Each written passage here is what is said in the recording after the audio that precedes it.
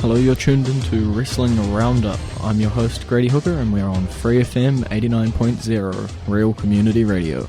This day in history. There wasn't exactly any pay-per-views that happened this day in history, but there were 4 different episodes of Monday Night Raw. There was a Monday Night Raw back in 1993 where the main event was a lumberjack match where Shawn Michaels managed to defeat Hacksaw Jim Duggan by disqualification. In 1999, there were 2 big matches. The WWF Women's Championship was on the line, and Deborah defeated Sable to take Sable's title. And the main event was a 6-person tag match. Mr. McMahon teamed with Stone Cold Steve Austin and the Brahma Bull The Rock, and they defeated Shane McMahon, The Undertaker, and Triple H. 2004, there was a singles match that was held in a steel cage. Chris Jericho managed to defeat Christian by submission. And in 2010, WWE Monday Night Raw, before the Nexus was formed, there was a handicap tag match where Daniel Bryan, Darren Young, David Otunga, Heath Slater, Justin Gabriel, Michael Tarver, Skip Sheffield, and Wade Barrett managed to defeat Goldust, John Morrison, Santino Marella, and Yoshi Tatsu. The main event of that night was a handicap tag match again. This time Randy Orton managed to defeat Edge and Ted DiBiase. So, we'll go straight into our classic entrance theme of the week. It's Heart Attack, which is Bret Hart's theme. That was Bret Hart's Heart Attack. You're back with Grady Hooker with Wrestling Roundup on FreeFM 89.0. Via Skype, we got Josh. Yo. We'll just start off on Monday Night Raw. What do you think of pick the stipulation match between the managers of the Triple Threat competitors? It put Ricardo in the match in the actual getting the chance to wrestle. A lot of people don't know that he was actually wrestled in the developmentals before coming up, and that gives him a chance to show off his skills, and so he isn't as underutilized as he normally is. Yeah, it was. I don't think we see Big E wrestle a little bit, but I don't think Zeb really belonged. No, Zeb is 100% a manager. Yeah. And he should stick with that, because he's really good at it. If it wasn't for the issues that Jack Swagger has, I would be all for them putting the World Championship on Swagger. Yeah. Because I think that they would be a great team with the world title behind them. Well, but with all the legal issues Swagger has, it's not going to happen. Yeah. There was a whole bunch of interferences in that match, but in the end, Ricardo ended up rolling up Zeb Coulter, making Alberto Del Rio being able to pick the stipulation. And I'll be completely honest with you, they picked the right stipulation for the match. Yeah. There is absolutely no way that any other match type would have worked for these 3 stars. I was having a look at it, and he picked ladder match, just for the listeners. Yeah. I'm pretty sure these 3 have all won Money in the Bank and cashed it in. Yeah, all 3, Swagger, Ziggler, and Alberto, all have won a Money in the Bank contract. Swagger being the only one to win the WrestleMania one. Yeah. The other 2 won ones on the pay-per-view. But all 3 did cash in. And they've all showed their prowess in the ladder match. Mm-hmm. Okay, well, up next, Randy Orton took on a old friend or foe of him, Cody Rhodes.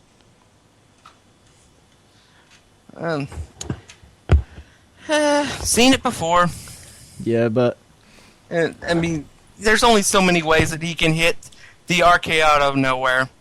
Yeah. You got but it was also it was kind of drowned out by the Make-A-Wish segment that occurred right before this. Yeah, I'm not too sure on this match. It was a bit iffy.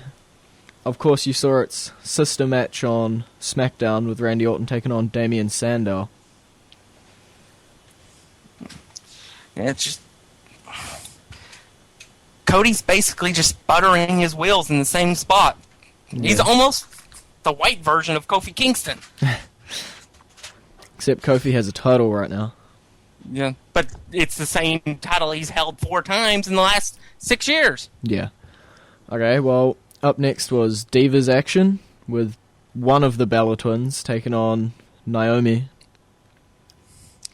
So now they notice the twin magic. Yeah, only now. Yeah. I guess that's because one of them got a little enhancement. I'm pretty sure they were playing it up with the tattoo that you could see poking out of the trunks. Yeah. But it was a, general Divas match. Nothing special.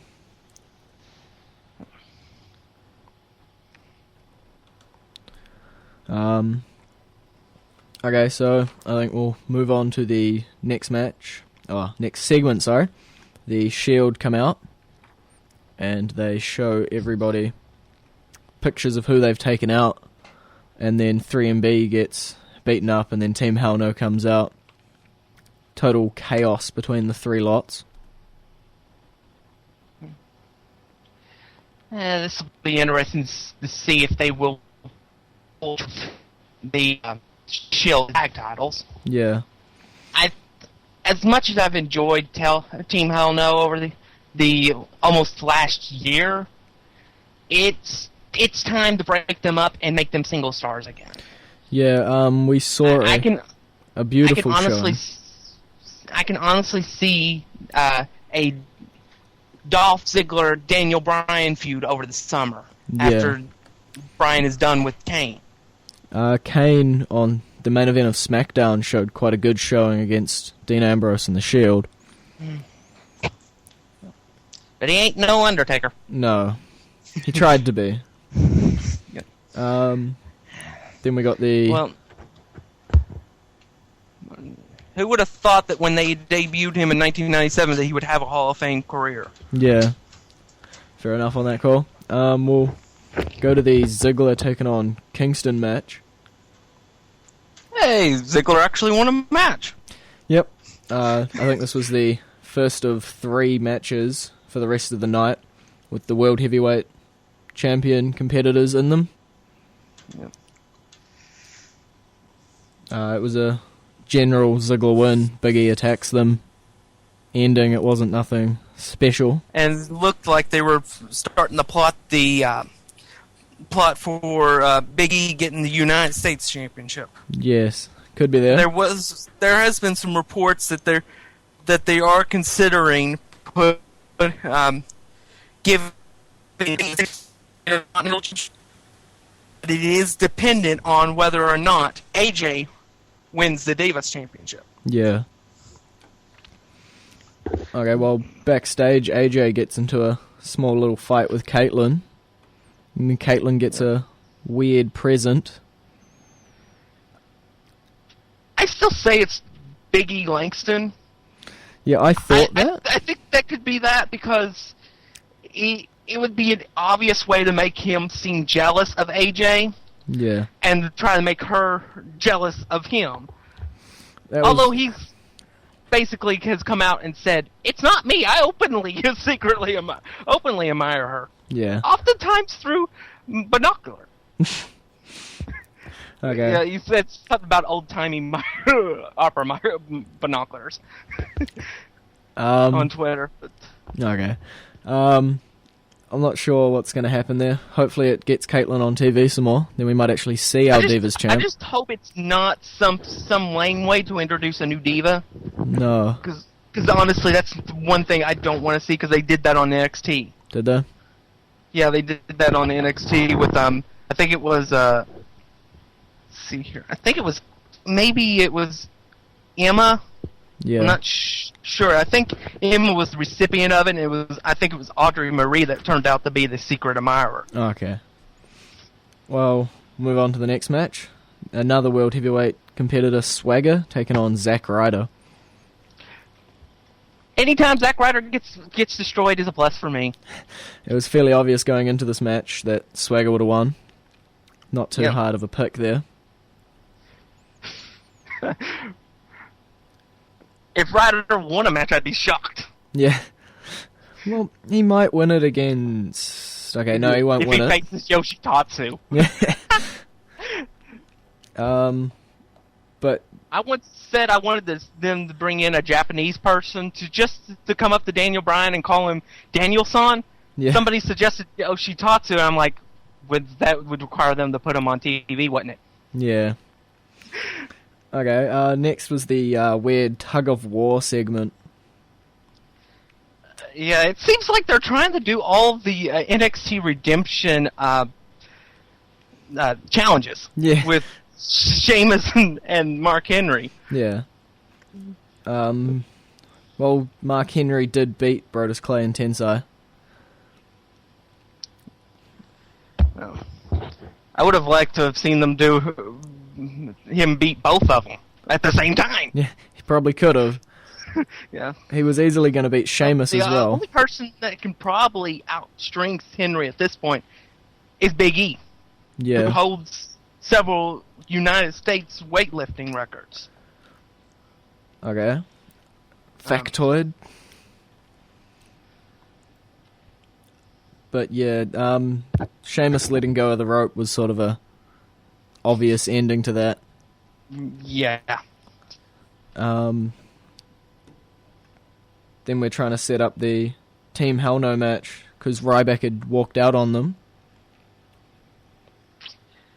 I like that because that develops Ryback more as a villain. Yeah, he doesn't want to team with Team Hell No to take on the Shield. Yeah, something he's already done and failed. Yeah, Why would he do it again? fair enough. And then Cena says he'll take his place, injured and all.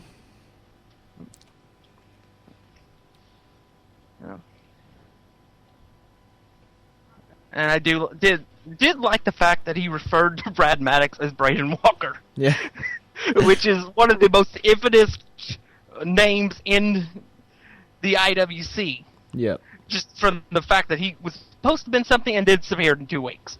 yep. Okay, well, Yeah. I think this is a great time to segue into our current entrance theme of the week. CM Punk's entrance song, Cult of Personality. Look in my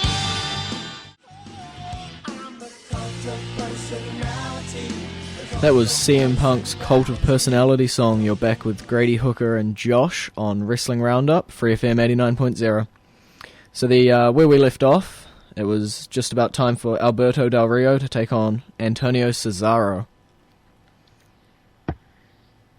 Well, I enjoyed the fact that Ricardo got recognition for beating Zep Coulter earlier from Justin Roberts and seemed to enjoy the moment. Yeah, Honestly, this was pretty much what you would expect between the two, because they faced off several times. yeah, And Cesaro's going nowhere fast. yeah. He always has these great back and forth matches, but always ends up on the losing side. I think the whole match was overshadowed by the ladder match announcement at the end. Yeah. The next, And by the crowd's Olay chants. yeah. I'm still wondering if WWE is on the verge of trying to bring him out, but trying to in the Olay chants first. Yeah, not sure there. Uh. The next weird segment was a dance-off. Hey, Natalia was on TV. You're not complaining? She was also on I before with Yeah, Caitlyn. I can't really complain that much because at least they're doing something with her. It may not be something that's optimal or the best options for her, Yeah, but at least they're doing something. fair enough. It could be worse. She could not be on television at all, like Layla. Yeah. I still think Fandango and Summer Rae should have won that. Yeah, but it was left up to the crowd. Of course the crowd is going to go with Natalia and Kali because they're fan favorites. Okay, well, the main event of the night was after that. Team Hell No and John Cena taking on the Shield. Yeah. looks like it was a pretty good match. Shocking that John Cena took the loss in this match. He was the one with the injured ankle, though. Yeah, naturally, but I would have figured it would have probably been Daniel Bryan that would have took the loss. Fair enough, but the Shield remain undefeated. I mean, these three are clearly very talented, and they're going to go somewhere. Yeah. It's just a matter of how high that each one can reach. Yeah. Because each one has a ceiling that's as high as any star that's debuted in the last 15 years. Fair enough. It's on them to reach it. Yeah, hoping to see some good things from them. But at least we're getting to see Dean Ambrose in some singles action. Mm-hmm. I think we'll pop on to Friday Night SmackDown. The sort of continuation of that. Ryback taking on Daniel Bryan in the opening match. I've heard this was a really, really good match, but that's not really all that much of a surprise because Daniel Bryan can make a broom look good. Yeah. In the ring. I'll agree with it was a good match comments. Yep. So, but with that said, anything that can progress Ryback is a plus for me right now. I have one problem with him right now, and it's a problem that's not going to go away anytime soon. The Ryback rules? Yeah, I mentioned it before that I felt that if they made that a catchphrase, I would not like it. Yep. And it has become his new catchphrase. Definitely. It's way too much like the "You're next" from Goldberg. Yeah, but I just don't like it. You got the "Feed Me More" already, which is similar to Goldberg. Yeah, and this is even worse. Yeah. Okay, well, then Zack Ryder again in another losing attempt, this time against Fandango. Yeah, I really do like that diving leg drop that Fandango does. Yeah, I don't know if it has a name, but from what I've heard, he's going to stop doing it for the longevity of his career. Fair enough. So I don't know what his new finishing maneuver will be, but I know it won't be the diving leg drop anymore. It does look like it would take a lot out of you. Okay, well, we get a sort of rematch up next with Ricardo taking on Zeb. This is really more of a series of 3 type match here. Ricardo and Zeb get interfered. Yeah. Teddy back to his old tricks. I'm going to make a tag team match, player! Yep. Makes a tag team match. And then makes another tag team match. This time it's a, what was it? Triple threat tag team match. That was the only match with a definitive outcome. I think, yeah, Alberto made the World Heavyweight Champ tap out.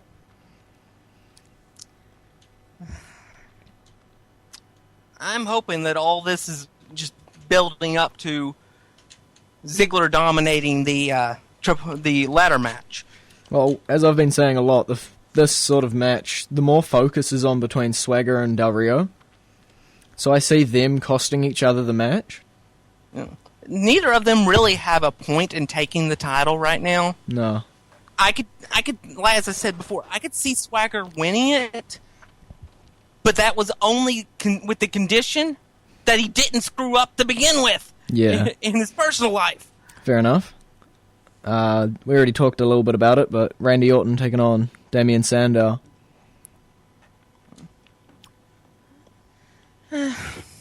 Well, I'm hoping eventually Sandow and Rhodes get to be on their own. Yeah.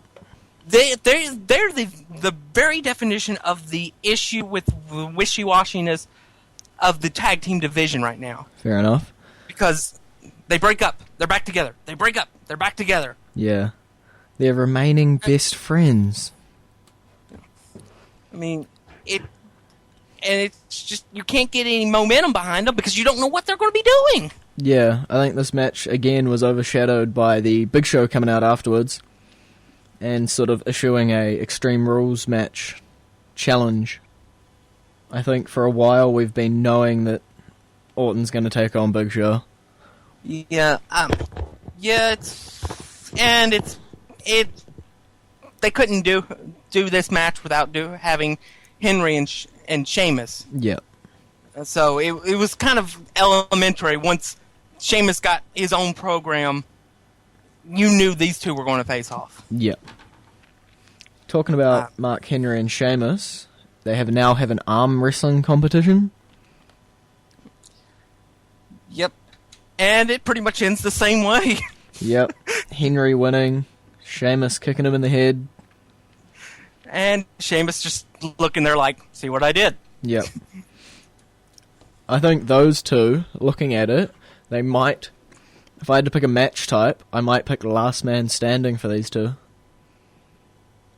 I'm not going to say anything. Okay.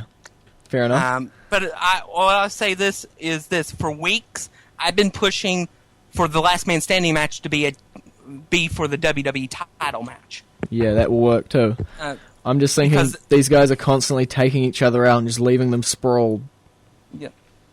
Because it's the one match that can hide, in my opinion, Ryback's deficiencies in the ring. Okay. I think it's perfect for them. Okay. Well, the main event of the night, sort of brushed on it already, Kane taking on Dean Ambrose. I love Dean Ambrose's finisher. Yeah. It is awesome to look at. I sort of missed it earlier, but the Shield beat up Daniel Bryan and stole his tag team title and brought that out for the match as well. Yeah. They made him a pinata, a goat pinata out of him. Yeah. Kane had quite a strong showing, being able to clear the Shield out at least twice. But as everybody, it just number game Yep, numbers overcame game. him, and Dean Ambrose won his first singles match. Yep, and then triple powerbomb, same way it always ends. And I think they made their point with holding up the tag team titles at the end of the show. Yeah, that might be another Extreme Rules match that might be set. Yeah, it's definitely everything is in place for the match to happen. Yeah. The question will be which two of the Shield will be in the match, and what's the stipulation? Can they do something that no other team has been able to do since October? Yeah. Okay, well, it's been great having you, Josh. Yeah. All right. It's been great being on again. We'll see you in a couple weeks. I really enjoyed my birthday this week. Yep. I was just about to say, happy birthday, Josh, and I hope you have a great day. Which wrestlers had birthdays this week? Mr. Fuji, who's in the 2007 WWE Hall of Fame, turns 78. Scott Armstrong, who's a current WWE ref since 2006, turns 54. Chad Patton, who's also a WWE ref, he's been with WWE since 2000, and he turns 37.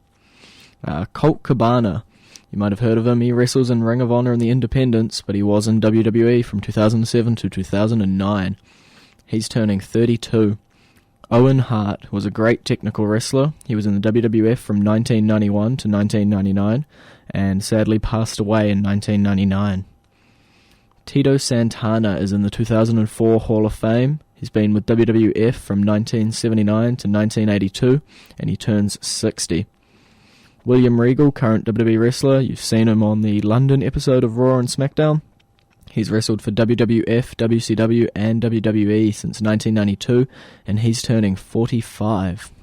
And our very own guest, Josh from the USA, also turns 26. Well, that's it for this week. Please visit our Facebook page, facebook.com/Wrestling Roundup Radio, and go up to the Episodes tab to see any missed episodes. Well, I've been Grady Hooker on FreeFM 89.0 for Wrestling Roundup. I'll see you next week.